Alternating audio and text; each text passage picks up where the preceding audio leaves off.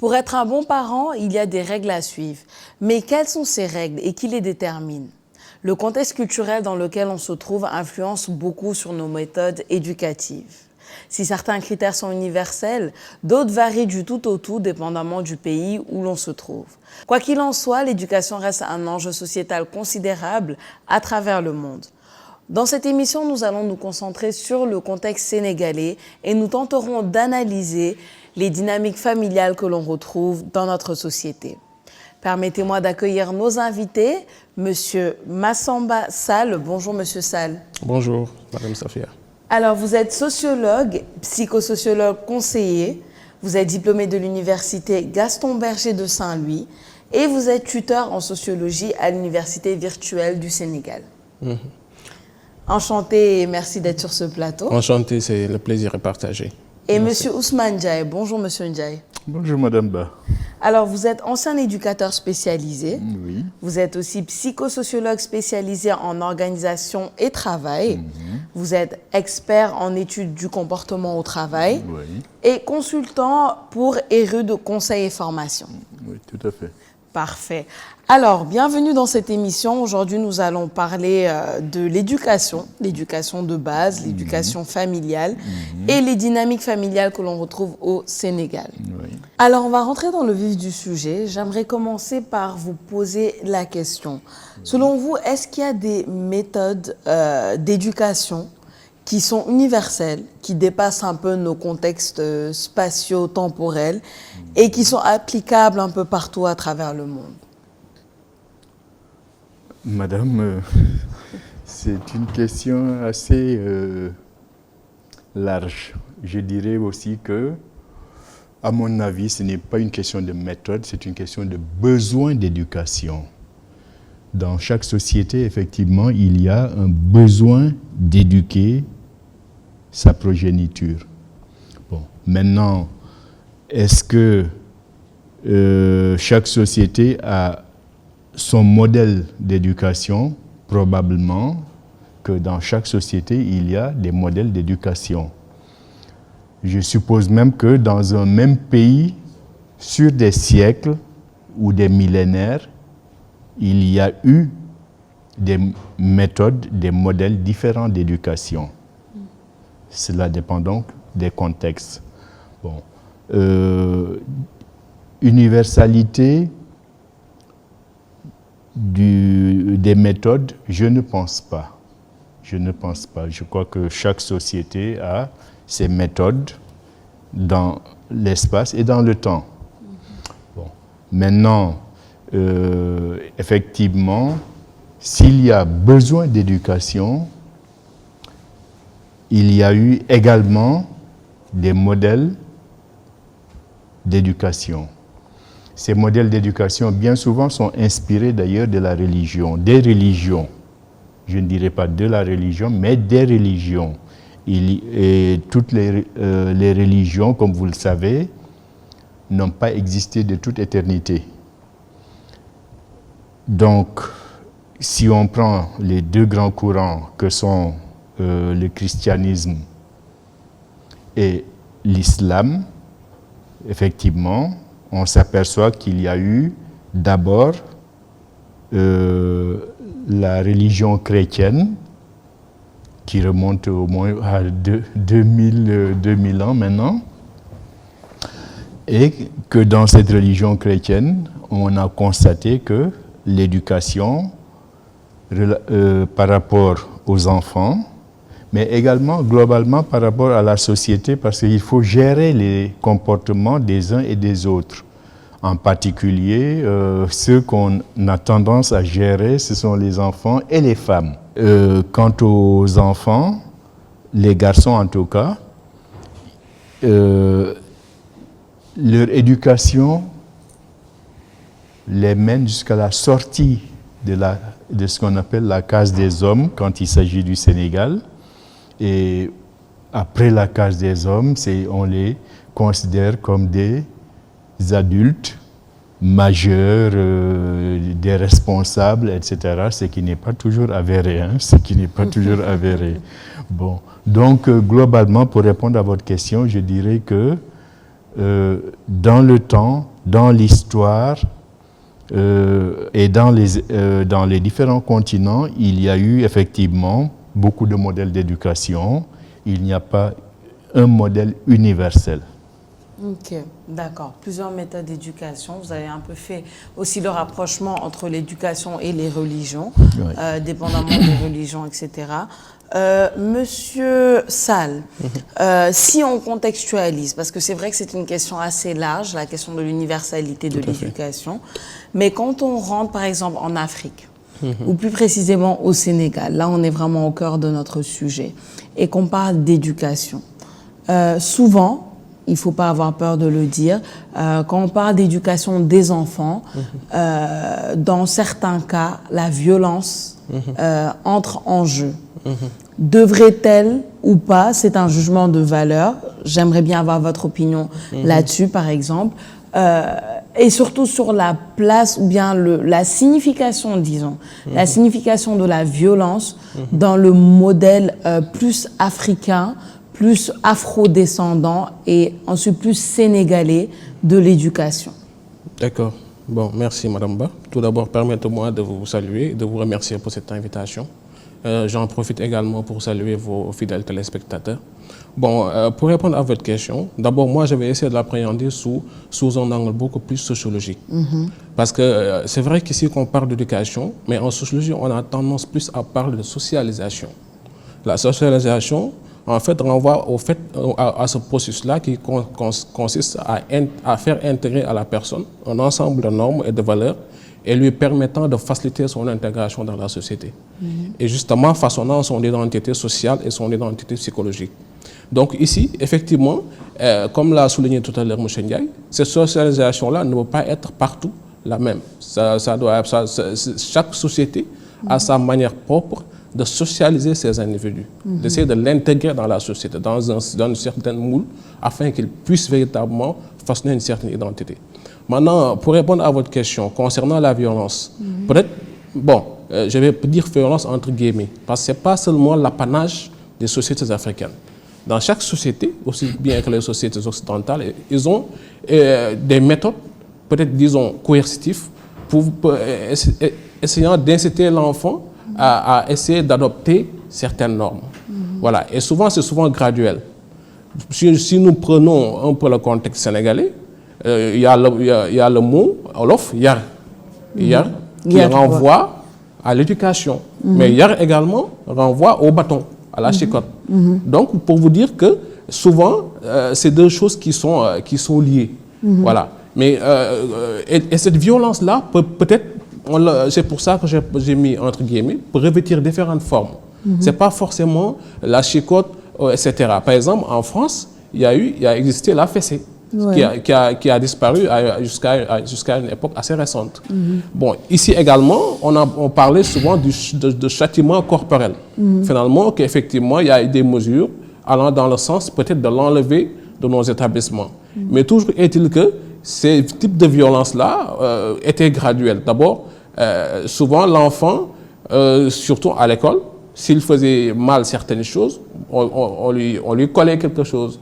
Voilà, vous vous rappelez du bonnet d'âne, les symboles, tout ça, c'était une forme de violence, mais toujours dans une perspective de l'amener à être, encore une fois, resté sur les côtes, dans le droit chemin. Donc ça a une mesure incitative pour le permettre véritablement d'intégrer les normes qu'on veut l'inculquer. Donc, véritablement, encore une fois, quand on parle de violence, c'est vrai qu'on peut essayer de voir comment changer ça, comment peut-être amener l'enfant à le faire comprendre certaines choses sans pour autant user de ces formes de violence-là.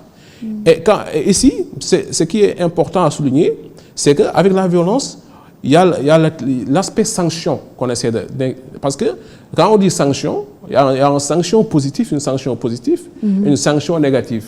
Quand l'enfant peut-être fait de bonnes choses, essaie de rester sur les choses qu'on veut qu'il soit, on le sanctionne positivement. Voilà. Quand, par exemple, il déroge à certaines règles, on essaie également de le sanctionner de manière peut-être négative. C'est là peut-être où on peut parler peut-être de la violence, etc.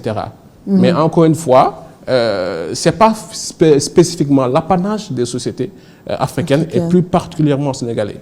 Partout ailleurs, il y a des formes de colle, etc., toujours allant dans le sens de faire comprendre à l'enfant qu'il doit avoir un respect de l'autorité, qu'il y a des règles à respecter et qu'il y a des normes véritablement à intégrer. Ce n'est pas l'apanage des sociétés africaines, cette méthode d'éduquer et avoir une certaine signification de la violence, quelle que soit-elle, hein, parce que vous avez raison, il y a plusieurs types de violence, mais quelle que soit-elle.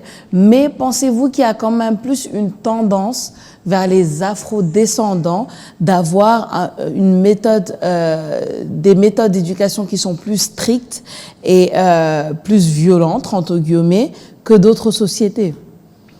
Non, je ne le pense pas du tout. Non. Ce n'est pas une spécificité africaine. La violence dans la société sénégalaise en particulier est utilisée comme moyen de soumission de l'enfant aux adultes. Parce qu'il ne faut pas oublier que nous sommes d'une société gérontocratique. Tout à fait. Et donc, très tôt, l'enfant est réellement traité de façon dure pour qu'il intègre, comme disait M. Sall, les valeurs de la société. Bon, cette éducation à la soumission est une réalité aujourd'hui encore dans notre société. Et c'est peut-être là qu'il va falloir s'arrêter un tout petit peu pour, effectivement, à travers une émission comme la vôtre, faire comprendre que la société globalement a évolué, les enfants, les jeunes ont évolué, le contexte socio-culturel caractérisé par la réussite scolaire, l'urbanisation, etc., tout cela fait qu'il faut effectivement reparler des méthodes d'éducation et aider surtout. Il y a 2 ou 3 générations qui se suivent dans notre société et qui n'ont pas du tout eu accès à une autre conception de l'éducation excluant l'autoritarisme, la soumission par la violence. Il faudrait donc, à partir de cette prise de conscience des effets néfastes de la violence, arriver à faire comprendre qu'il y a autre chose, d'autres méthodes d'éducation à utiliser et sur lesquelles, bon, il n'y a pas à l'heure actuelle un consensus, mais qu'il faudrait effectivement se retrouver dans des assemblées comme des assises pour effectivement parler de l'éducation dans notre pays et sauver, j'allais dire, au moins la dernière génération, parce que les garçons en particulier, les filles, se marient, font des enfants et n'ont comme modèle d'éducation que la violence, la soumission par la violence qu'ils ont eux-mêmes subie. Et qu'ils valorisent d'ailleurs, parce qu'on valorise toujours ce qu'on sait, ce qu'on a vécu. Tout à fait. Bon. Et par conséquent, ce qui va arriver, c'est qu'ils vont reproduire le modèle qu'ils ont eux-mêmes subi, alors que ce modèle n'est plus du tout acceptable pour cette tranche, pour cette nouvelle génération. Bon, donc il va falloir y arriver. Bon, maintenant, je voudrais élargir un peu par rapport à la violence. Oui. Juste avant de vous laisser élargir, je voulais Oui. faire quelques précisions par rapport à votre analyse. Vous avez parlé de société gérontocratique, pardon. Pour ceux qui ne savent pas, cela veut dire une société où il y a le droit d'aînesse, où il y a le respect des aînés. Tout à fait. Est-ce que de cela ne découle pas logiquement et directement une certaine sévérité, comme vous l'avez dit, une certaine soumission, avec ou sans violence, en mettant la violence de côté, mais une certaine sévérité, soumission naturelle de l'enfant par rapport à son aîné, à son parent, à sa tante, à son Mais oncle? vous avez parlé de soumission naturelle. Elle devrait, on pourrait l'obtenir, cette soumission naturelle, par d'autres méthodes que la violence. Parce que ce que nous avons connu pratiquement de façon concrète, c'est effectivement une méthode autoritaire qui cherche à soumettre de façon violente l'enfant aux intérêts des adultes. C'est la société gérontocratique. C'est sa méthode d'éducation. Bon. Et cette méthode d'éducation, malheureusement, n'intègre pas la dimension psycho-affective. C'est-à-dire dire à son enfant, je t'aime, tu es beau, tu es gentil, tu es belle, tu es gentil. Encourager l'enfant quand il y a des résultats favorables, des résultats positifs, etc., même si, bon, c'est assez rare dans notre société de dire ou bien, je ne sais pas, tu as bien travaillé. Bon, tu as bien travaillé, c'est de plus en plus, on l'entend de plus en plus. Mais un enfant a besoin d'être sécurisé. Sur le plan psychologique, c'est fondamental. L'enfant a besoin, pour pouvoir réaliser d'autres progrès, de s'assurer que son père l'aime, que sa mère l'aime, que ses frères et sœurs l'aiment. Mais il faut le lui dire pour qu'il le sache. Parce que si on ne le lui dit pas, si on le renvoie tout le temps, etc., si on ne discute pas, si on ne parle pas à l'enfant, si on ne l'interroge pas sur ses activités, ses résultats par-ci, par-là, à l'école et ailleurs, mais l'enfant sera toujours renvoyé vers l'extérieur. Pour aller chercher cette affection. Voilà, avec tout ce que cela importe comme, ma foi, piège. Tout à fait. Parce que c'est là où d'autres enfants qui sont des leaders vont effectivement avoir tendance à lui imposer des vues qui ne reposent sur rien, que des mensonges d'ailleurs. Parce qu'entre enfants, on se raconte des mensonges. Et le leader sera celui qui mentira le mieux. J'aimerais faire réagir M. Sall justement par rapport à cela, surtout lorsqu'on parle du changement sociétal et de l'évolution sociétale. M. Ndiaye a appuyé sur le point que certaines méthodes, en tout cas, qui étaient valables auparavant, aux générations anciennes, ne sont pas forcément replicables et applicables aux réalités nouvelles de la société. Mais par contre, il y a un stigma. Il y a beaucoup de personnes, des anciennes générations qui disent de nos jours, justement, parce qu'ils ont l'impression qu'il y a du laisser-aller, que les enfants ne sont plus éduqués comme avant.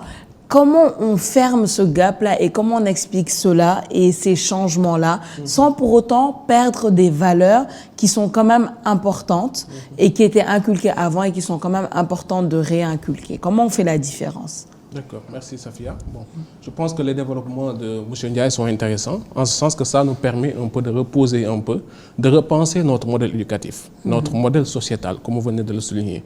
Mais effectivement, la société a évolué. Effectivement, et forcément, les hommes ont quelque part évolué avec d'autres types de conceptions, d'autres types de schémas d'éducation. Mais encore une fois, moi, avec le mot violence, c'est pour ça que je le prends avec des pincettes. Oui. Je parle plus de méthodes punitives, méthodes correctionnelles. Maintenant, est-ce que ces méthodes-là peuvent être revues? Parce que ça, je pense que ça mérite qu'on s'attarde sur cette question-là. Est-ce que, par exemple, le fait que nos enfants à nous semblent beaucoup plus, disons, disciplinés que les enfants d'un Français, etc. C'est important qu'on se pose ces questions. Et d'où la pertinence de votre question. Est-ce qu'il ne faudrait pas qu'on revoie l'introduction de ces châtiments-là? Et comme l'a souligné tout à l'heure M. Ndiaye, et c'est important, dans nos sociétés, quand on parle de sanctions, forcément, on a tendance à voir que le côté négatif. Alors qu'on peut apprendre à sanctionner positivement l'enfant en étant reconnaissant par rapport aux efforts qu'il fournit, en donnant de bons mots. Parce que nos enfants, quelque part, ont évolué. Voilà. Avec les nouvelles technologies et de la manière dont la société a muté, il est clair que l'enfant, par exemple, des années 80 n'est plus l'enfant de 2020. Maintenant, forcément, les schèmes de socialisation, les schèmes éducatifs vont forcément bouger, vont forcément changer. Bon, maintenant, effectivement, je pense qu'il faudrait peut-être aller dans le sens de plus privilégier la communication avec l'enfant, parler avec lui sur certaines choses, en le sensibilisant, parce que nos enfants peut-être semblent innocents, mais ils comprennent beaucoup de choses. Voilà. Donc, peut-être privilégier davantage la communication. Malheureusement, nous, on est dans une société où on préfère ne pas communiquer assez, ou pas du tout, sur certains points pourtant qui sont d'actualité. Ouais. Voilà. Et je pense que d'où la pertinence est peut-être de mieux privilégier cette communication envers les enfants, en les sensibilisant, en leur parlant de certaines choses, en ne pas tout le temps dire que c'est une affaire réservée aux grandes personnes, que pourtant qu'ils découvrent dans la rue. Tout à fait. Parce que, encore une fois, ici on parle de socialisation. Et la socialisation, c'est un tout. Voilà, il y a ce qu'on appelle la socialisation primaire et une socialisation secondaire. Voilà. La cellule familiale participe, est un agent socialisateur. Voilà, fait partie dans ce processus de socialisation-là.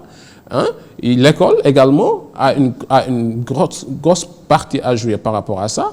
Il y a la rue, il y a les pères, il y a également les médias qu'il ne faut pas occulter. Tout ça contribue à mouler l'enfant, à permettre à l'enfant véritablement de devenir quelqu'un, de devenir un produit qui pourra véritablement servir sa société. Maintenant, véritablement, je pense que, pour en revenir à la violence, effectivement, comme vient de le dire M. Ndiaye, je pense que quand même, il est temps qu'on pose le débat.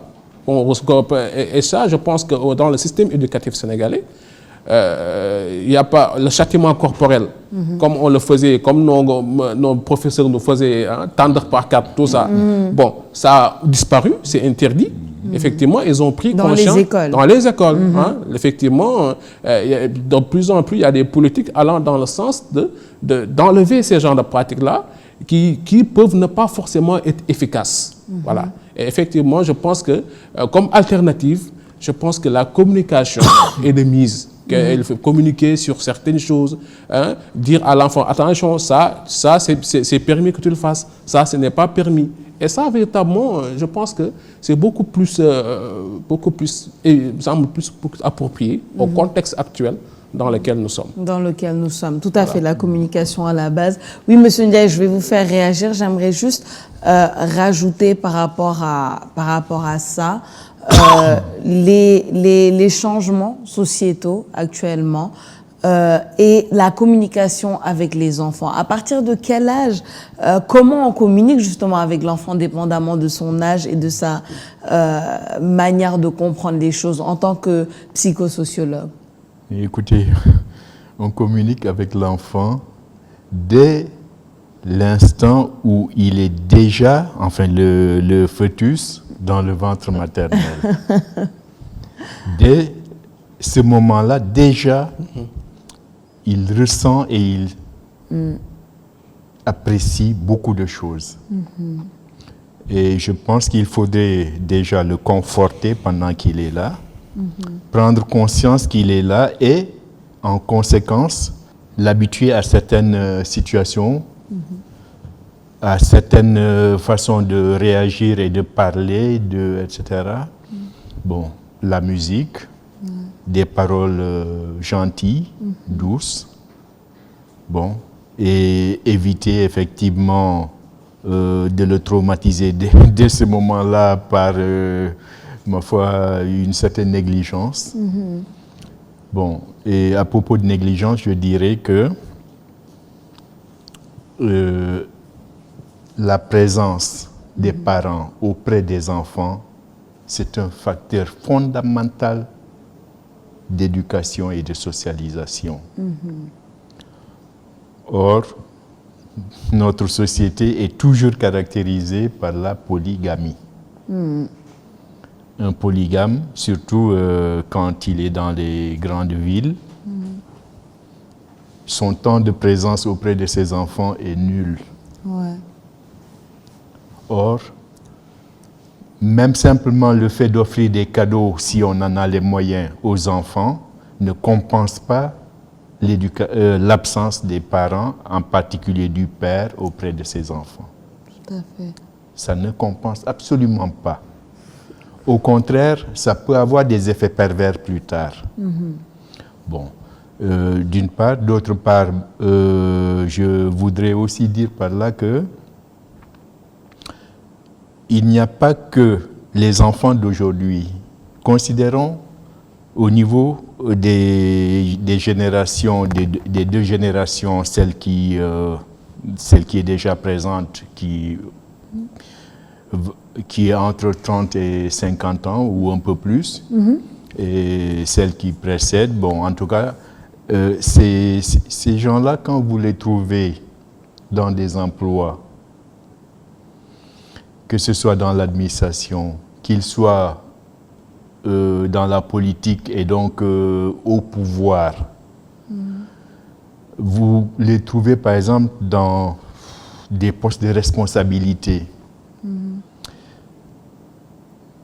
Je n'hésiterai pas, j'aurais même l'outrecuidance de dire que ce sont des adultes qui manquent de personnalité.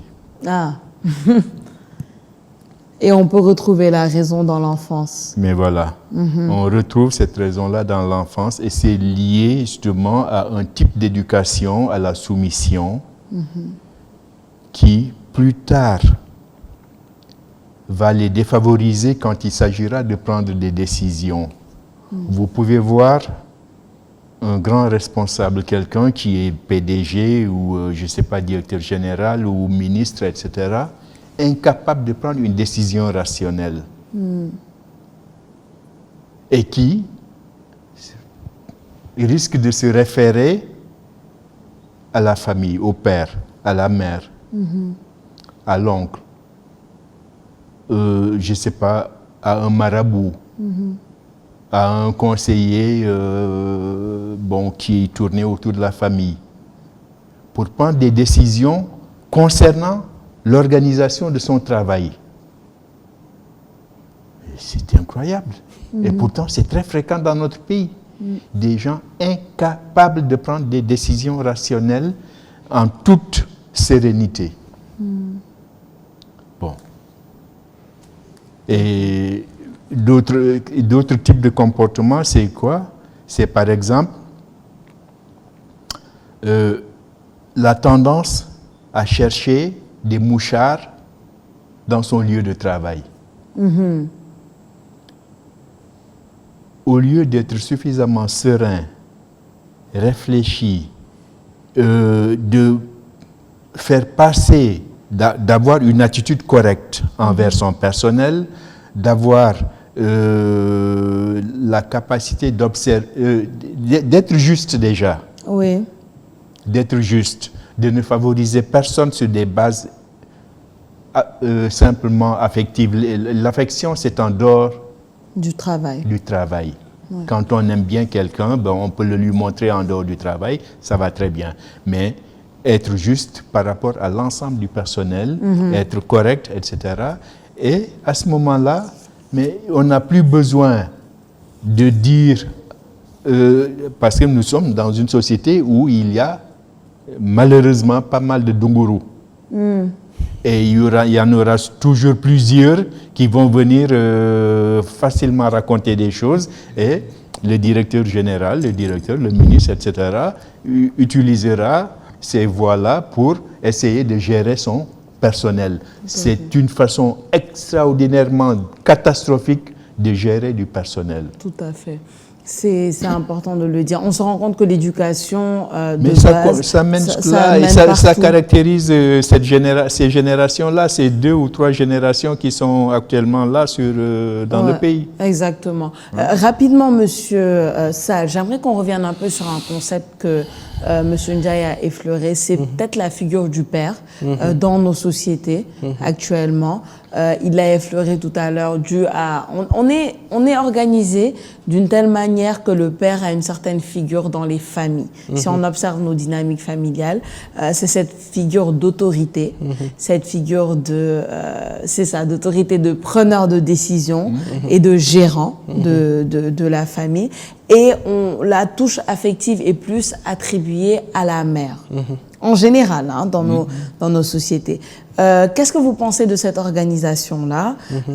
Quel effet cette organisation-là a justement sur les enfants qui vont devenir les adultes plus tard? D'accord. Bon, en fait, question pertinente, mais je pense que d'abord, il faudrait comprendre qu'on est dans une société dite patriarcale. Tout à fait. Voilà. Ce qui veut dire que le pouvoir, en tant que tel, est entre les mains des hommes. Donc, il ne faut pas donc forcément s'étonner quand, au niveau de la cellule familiale, celui qui incarne l'autorité, c'est l'homme. Voilà, c'est le chef de famille.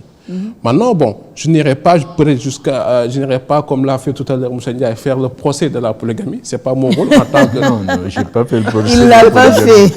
Bon, c'est pas, mais peut-être, j'essaierai de le comprendre. Mais dans son discours, ce qui est important à retenir, c'est que la présence des parents, et notamment peut-être pour en venir à votre question, du père, est fondamentale. Voilà. Malheureusement, effectivement, dans nos sociétés, on attend. C'est vrai qu'on dit, comme vous l'avez dit tout à l'heure, mais c'est parce que souvent les parents ne sont pas là, ne sont pas assez là. Et la présence des parents, que ce soit le père ou la mère, est extrêmement importante pour l'enfant. Parce que quand on n'est pas là, forcément, on peut rien apprendre à cet être. Exact. Et justement, c'est ça qui fait que, comme le déplorait tout à l'heure M. Ndiaye, qu'on voit plus tard, à l'âge adulte, qu'ils ont certains types de comportements. Parce que ça ne vient pas ex nihilo. Il faut inculquer encore une fois des valeurs, la notion de responsabilité. Voilà. Tout ça, c'est des choses qu'on inculque à l'enfant. Peut-être pas spécifiquement au niveau de la cellule familiale. L'école également a son rôle à jouer, extrêmement, pour faire justement de l'enfant le sens de la discipline, le sens le respect du bien commun. Tout ça, c'est des choses qu'on essaie d'intégrer à l'enfant. Parce que l'enfant n'est qu'un produit. Maintenant, qu'est-ce qu'on fait de ce produit-là? Quand il sort de l'usine, on a quoi? Voilà, comme pour un peu schématiser. Maintenant, je pense qu'effectivement, le père, effectivement, la figure paternelle est importante, voilà, surtout dans nos sociétés, parce qu'encore une fois, il incarne l'autorité suprême.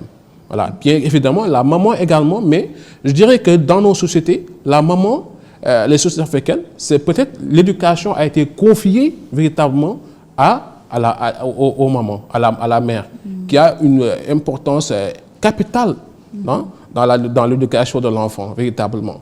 Souvent, l'homme, il est là, peut-être il essaie de sécuriser sa famille, de pourvoyer un peu aux besoins de sa famille, mais l'éducation en tant que telle, spécifiquement dans la société, c'est entre les mains des femmes. Encore une fois, je pense que la présence des parents, il faudrait, malheureusement, c'est vrai que de nos jours, quand le père s'en aille au travail, la maman également, malheureusement, ou bien heureusement également, partent. On ne sait plus finalement, heureusement ou malheureusement.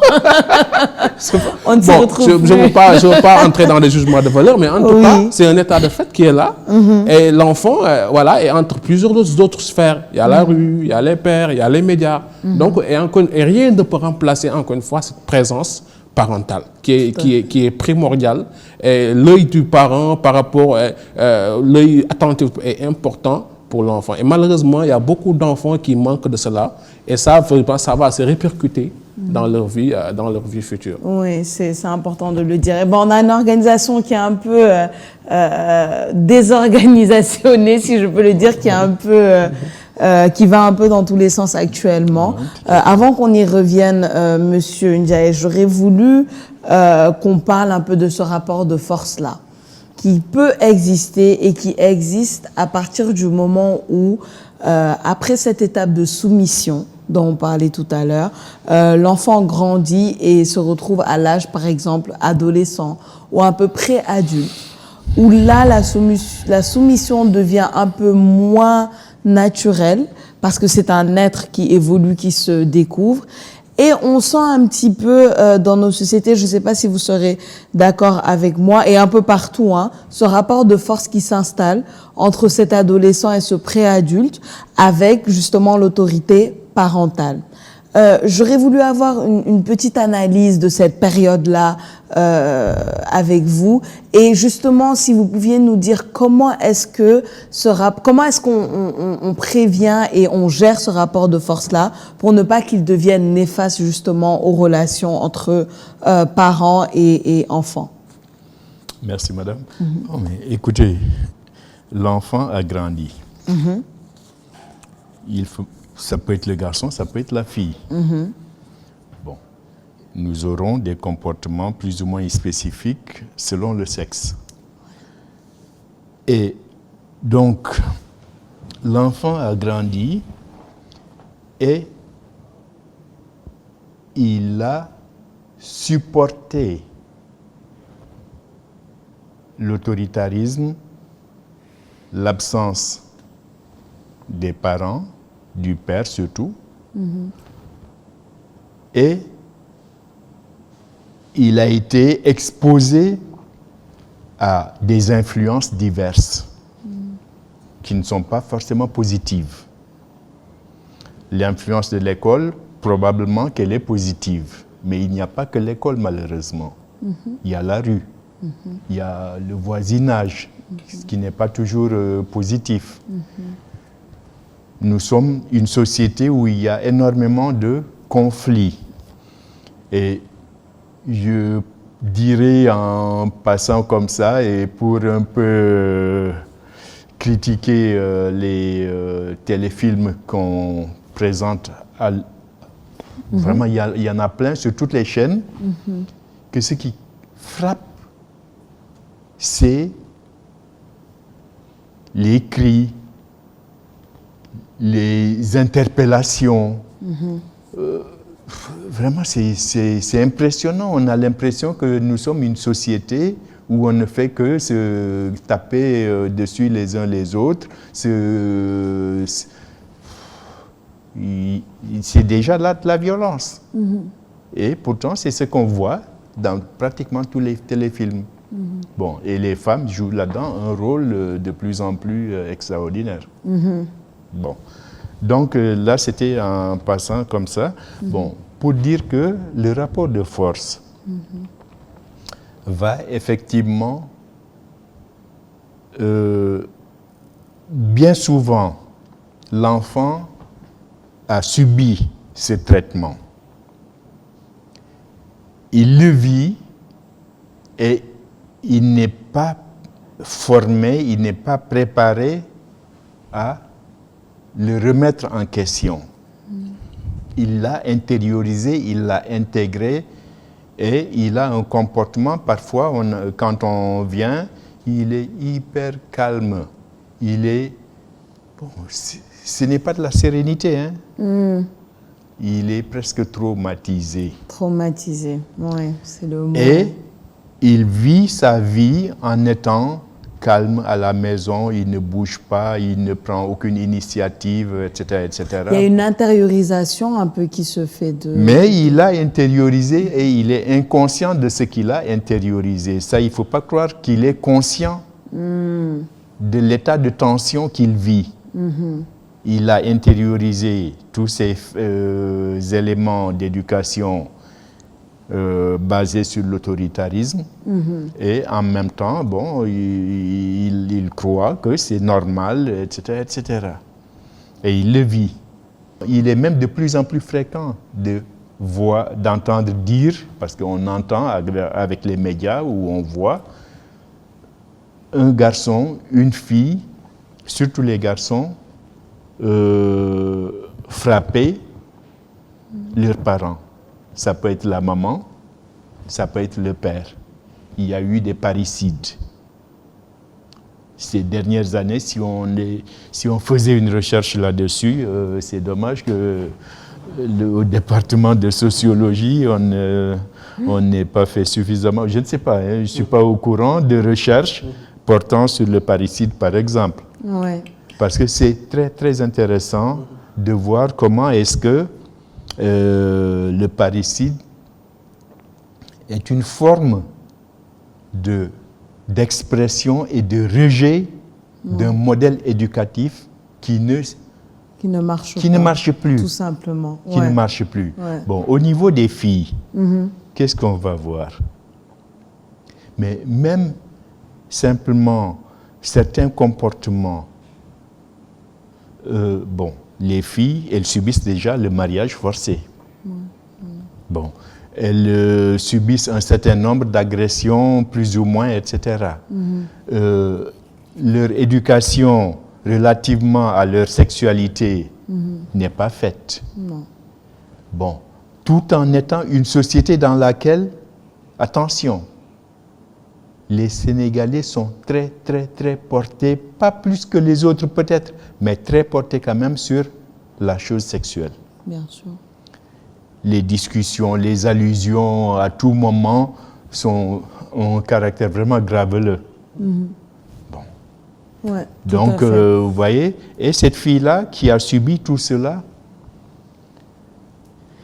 bon, soit elle se soumet, on la donne en mariage à quelqu'un qu'elle n'aime pas, et elle est suffisamment soumise pour vivre toute sa vie, et on fera tout pour qu'elle reste dans les liens du mariage, tout en sachant que c'est infernal, c'est insupportable, etc. Mais on lui dira toujours de rester. Etc. Nous metti, il faut rester, etc., etc. Alors on ne sait pas. Mais il y a eu des cas où la fille a fini par être tuée bien sûr. par son compagnon, exactement. par son mari. Exactement. Bon, donc continuer à dire à sa fille, moi je ne le ferai pas en tout cas personnellement, si elle a des raisons sérieuses de remettre en cause son ménage, mais je ne veux pas lui dire de rester coûte que coûte parce qu'il faut rester jusqu'au bout. Ce n'est pas vrai, je ne le ferai pas. Exact. Bon.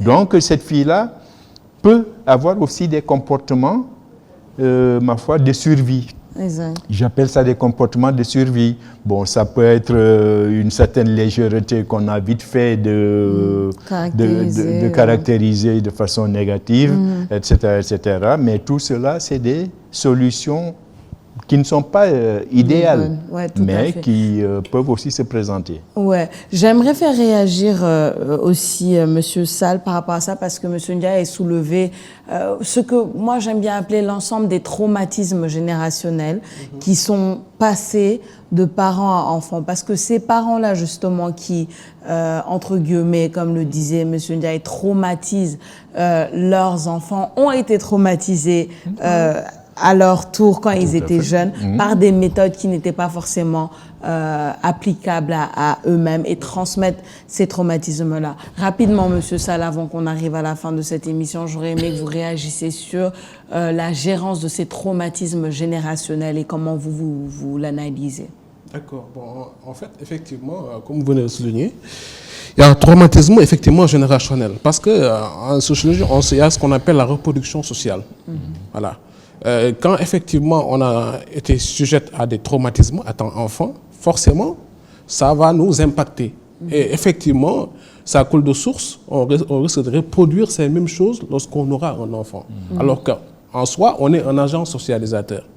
Moi, je pense que, et tout à l'heure, je pense que M. Ndiaye l'a souligné, quand on a une crise dans notre modèle éducatif, effectivement, et si ça continue, il y a on va peut-être déboucher par ce qu'on peut appeler une société anomique, l'anomie. C'est que Durkheim parlait, c'est-à-dire une société où il y a une déliquescence des valeurs et des normes. Et véritablement, je pense qu'il faudrait un peu qu'on qu'on repose encore une fois le débat sur notre modèle sociétal. C'est important. Et effectivement, je pense que les enfants, tout à l'heure, par rapport à votre question concernant la crise, la relation de défiance effectivement entre parents-enfants, je pense que ça devrait pas ne pas avoir, parce que c'est une conséquence logique. Parce qu'en principe, chacun doit être conscient de son rôle. Le parent a un rôle vis-à-vis de sa progéniture, de son enfant. C'est un agent socialisateur. Son rôle, peut-être, c'est de subvenir aux besoins de son enfant, l'éduquer. Également, l'enfant a un rôle. Son rôle, véritablement, c'est peut-être d'être un peu attentif, d'être obéissant, etc. Si chacun est conscient de son rôle, il peut ne pas y avoir une relation conflictuelle. Voilà, une relation de défiance. Maintenant, si effectivement chacun ne joue pas son rôle, n'a pas véritablement conscience de son rôle, c'est là où véritablement les problèmes vont surgir. Il y aura peut-être un sentiment de défiance, etc. Les enfants qui ont tendance à ne pas comprendre certains messages ou bien certaines attitudes des parents. Et là, peut-être c'est le début de certaines difficultés. Mais encore une fois, je pense que pour mieux prendre en considération ces traumatismes-là, il faut lier ça par rapport à notre modèle éducationnel. Quel est notre modèle éducatif? Où est-ce que nous voulons aller? Où est-ce que nous en sommes d'abord? Où est-ce que nous voulons aller véritablement? C'est important de se poser des questions. Voilà. Et voir véritablement par rapport à tous les acteurs qui contribuent à faire de l'enfant ce qu'il est, chacun doit quelque part jouer son rôle. Voilà. Et là, j'interpelle, il a peut-être le rôle important des médias. Nos médias également ont un rôle primordial dans cette socialisation-là. Tout à l'heure, peut-être, M. Ndiaye l'a souligné en parlant des téléfilms et tout ça, c'est important de parce qu'on ne s'en rend pas compte, mais il y a ce qu'on appelle le pouvoir de l'image. Oui. L'image a un pouvoir extraordinaire sur l'enfant. Voilà. Et ça, quelque part, peut-être les sociétés plus développées l'ont tellement compris. Il y a énormément de recherches qui ont été menées sur ça. Donc, en ce qui nous concerne, il faudrait également que nos médias soient davantage et je crois que ça fait partie de leur mission. Les médias sont là d'abord pour éduquer. Et informer, éduquer, sensibiliser, etc. Exactement, tout à fait. Pour terminer, en conclusion de cette émission, j'aurais voulu vous faire réagir tous les deux rapidement par rapport au drame. On parle d'éducation et c'est un peu ce qui a influencé le débat d'aujourd'hui. Les drames qu'il y a toujours aujourd'hui en 2020, qui ont été récents les mois derniers, par rapport à ces enfants qui ont perdu la vie aux mains de leurs propres parents. On ose juger et espérer que cela soit accidentel, que cela soit justement des méthodes, les conséquences de méthodes d'éducation inadaptées qui ont terminé en catastrophe et en tragédie, en drame, avec la mort de cet enfant de 6 ans récemment aux mains de son père qui a voulu le corriger et qui l'a mal fait. Qu'est-ce que cela vous inspire à tous les deux pour conclure et quel message de fin voulez-vous passer durant cette émission? D'abord, monsieur. Monsieur Sall. D'abord, je dirais que c'est tragique. Vraiment, moi, personnellement, quand j'ai appris ça, j'étais un peu traumatisé. Je me mettais un peu à la place de... C'est tragique. Mais encore une fois, je pense que tout à l'heure, M. Ndiaye a parlé de parricide. Et moi, j'ai tout à l'heure parlé d'anomie. L'anomie, c'est ça. C'est quand une société véritablement perd ses valeurs, perd ses repères. Et justement, les conséquences, c'est ça. Peut-être la multiplication des parricides, c'est ce genre de choses. Peut-être ça peut être des éléments indicatifs, un peu montrant un peu qu'on a une société en crise. Quand on dit en crise, peut-être que ça veut dire que ce n'est pas forcément mauvais, mais on est en train de muter, on est en train de changer. Maintenant, peut-être dans le bon sens, on ne sait pas. Mais toujours est-il qu'il faudrait qu'on se dise stop et qu'on essaie de voir véritablement où est-ce qu'on veut aller. Bon, je pense que c'est regrettable comme événement, c'est regrettable. Mais encore une fois, toujours est-il que celui qui a fait cet acte-là, est-ce que d'abord, il jouit de toutes ses facultés mentales? Parce que ça, c'est important. Ouais. Encore une fois, tout à l'heure, j'ai parlé de la socialisation permet également à l'individu de pouvoir façonner son identité psychologique, mais sociale. Mais est-ce que cet individu-là, peut-être, jouit de toutes ses facultés? Tout ça, c'est des questions qui méritent. C'est des questions importantes et surtout, à poser.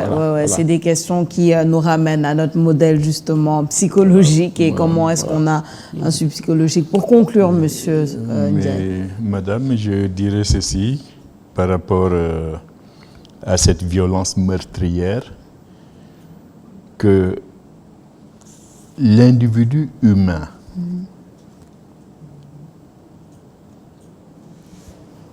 a une très longue histoire.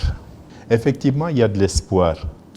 Nous, dans notre société aujourd'hui, nous devons effectivement renoncer à un certain nombre de types d'éducation, de modèles d'éducation pour nous adapter au monde, ma foi, de l'intelligence, le monde de l'intelligence aujourd'hui.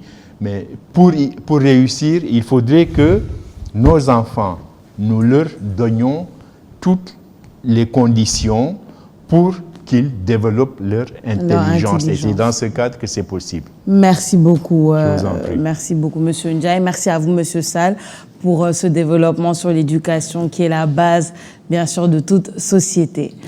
Chers téléspectateurs, vous avez suivi votre émission Idées, cette émission où nous menons des débats de fond sous la bonne forme. Je suis Sophia Ba et nous vous donnons rendez-vous très bientôt sur ITV. Un grand merci à toute l'équipe.